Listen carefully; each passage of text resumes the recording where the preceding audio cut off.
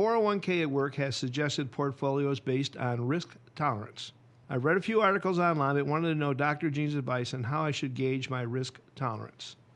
Risk tolerance is as much psychological as it's anything else. Yeah. If you can't sleep at night because your retirement portfolio goes up and down in value, then it doesn't matter about all the fancy stuff Ted and I are going to talk to you about risk and how to measure it and et cetera. You're just not built for the stock market.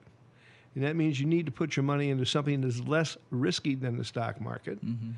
And those who generally would be considered fixed income investments, and fixed income investments on the shorter side of the portfolio.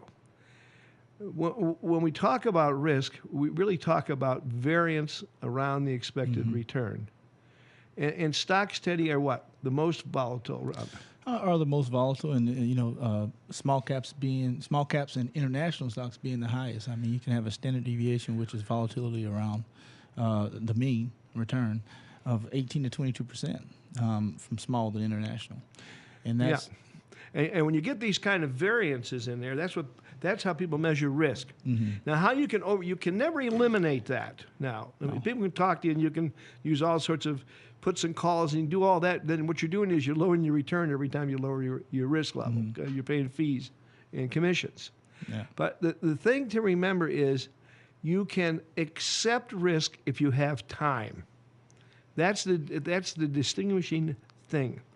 If I need my money a year from today, the last place in the world I'm going to put it in is the stock market. Last year I would have made 30%. There are some years I would have lost 30%. Now, you can't put 1 year money into there because you're rolling the dice. Yeah. But if I don't need the money, we use an arbitrary figure of 10 years. If I don't need the money for 10 years, chances of you being in a position where you aren't able to sell your stock sometime within a 10-year period of time without a significant profit are very rare. Yeah. So with us, it's risk tolerance is measured by your ability and your willingness to take risk, starting with the ability, measuring out what are you going to need in the next 10 years.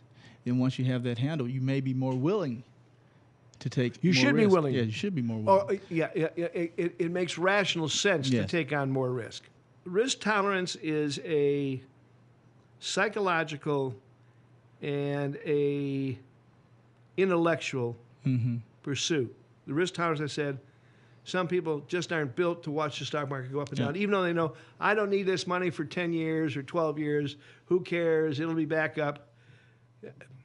Some people don't have that ability. So the first thing that happens to them is when the market goes down, they do what? Panic. And they sell. Yeah.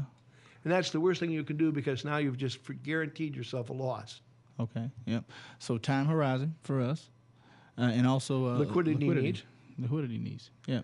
And then the type of investment quality when we are invested in a growth category that's more volatile.